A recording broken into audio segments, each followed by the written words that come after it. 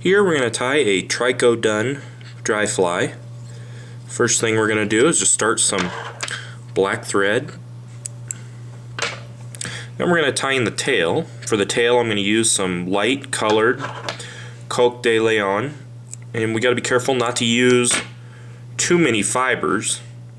I only want to use maybe 4 fibers or so. This fly, the tail is nice and sparse. I try to even up these tips as much as I can here. Get a different one.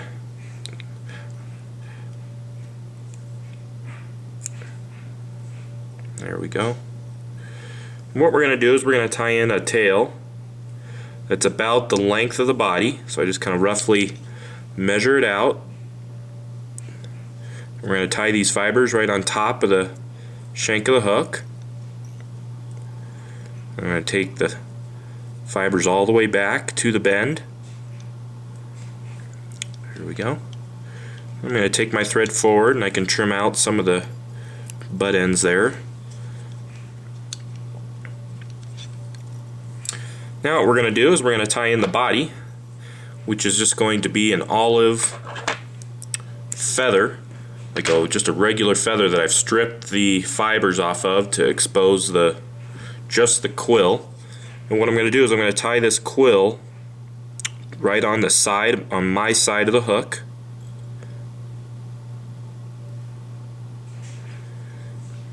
And I'm going to take it back to the bend, some nice smooth even wraps. There we go, right to the tail. I'm going to take my thread forward. And what I'm going to do is I'm going to leave a little bit of room here at the front of the fly here, and I'm going to tie in a couple of wings. And what I've done is I've just stripped off most of the lower fibers on this India hen neck feather. And I want this wing to be about the length of the body, and you can see it has some curve to it. I'm going to tie this in so that the feather splays away from the hook. I'm just going to tie this in.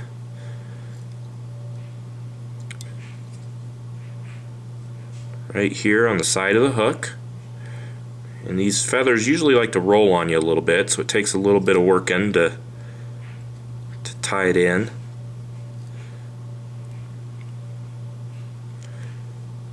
This one's not going to cooperate with me. I'll keep trying.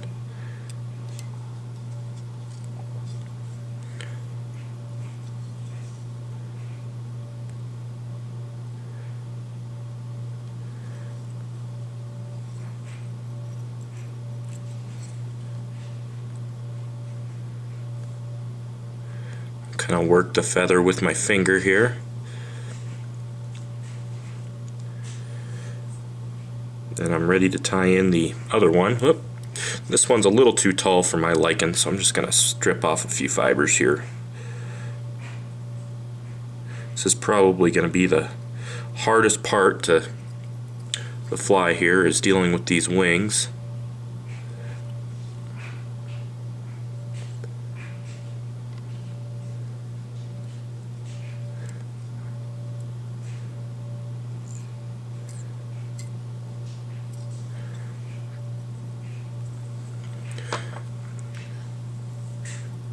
And it won't be exactly perfect right now. I'm going to work them here with my fingers as soon as I get them tied in.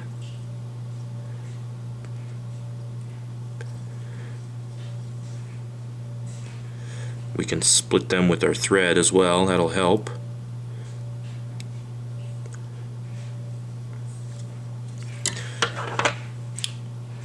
Trim out those butt ends.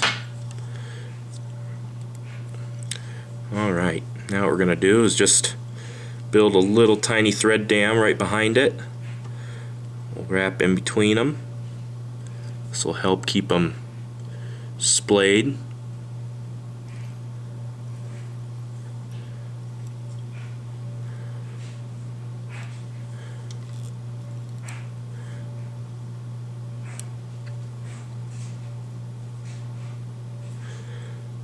If you get any errant fibers, you can just trim them out.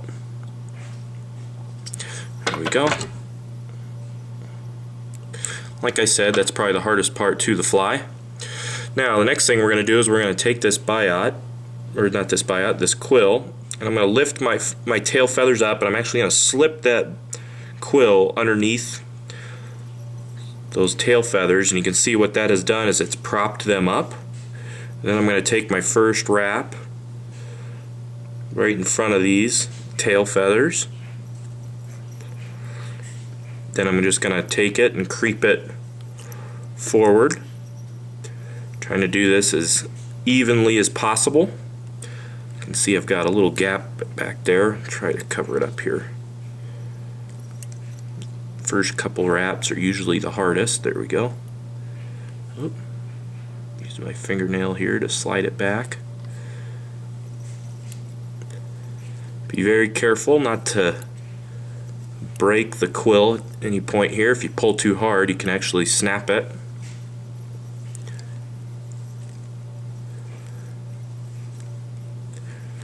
And I'm going to stop just a little more than halfway and capture that quill body.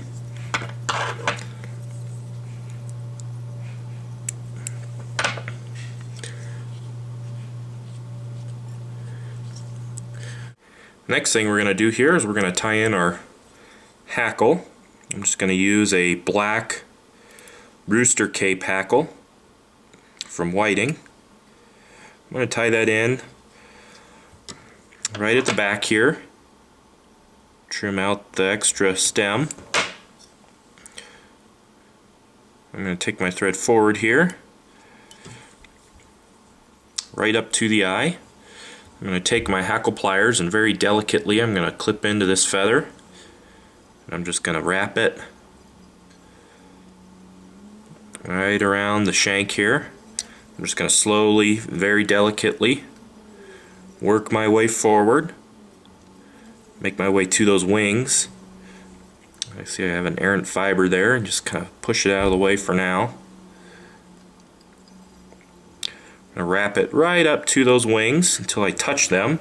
What I'm going to do is pull them back, and I'm going to lay some wraps literally right in front of those wings. This feather's starting to get a little short here, so I got to be extra careful.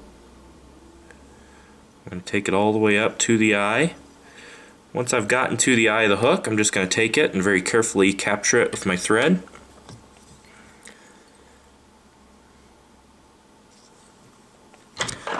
And I can trim it out of there very, very carefully.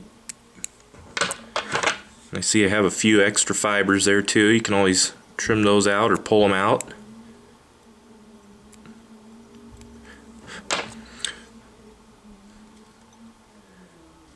I'm just going to build a nice small head.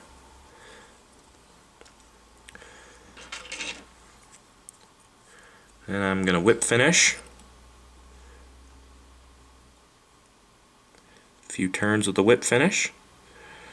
And we should have a finished Trico dun. This imitates the Trico duns that we get out here in the West that hatch early in the morning. In the summer months, they have a very light olive body. Great little fly to fish out here on the South Platte, Colorado.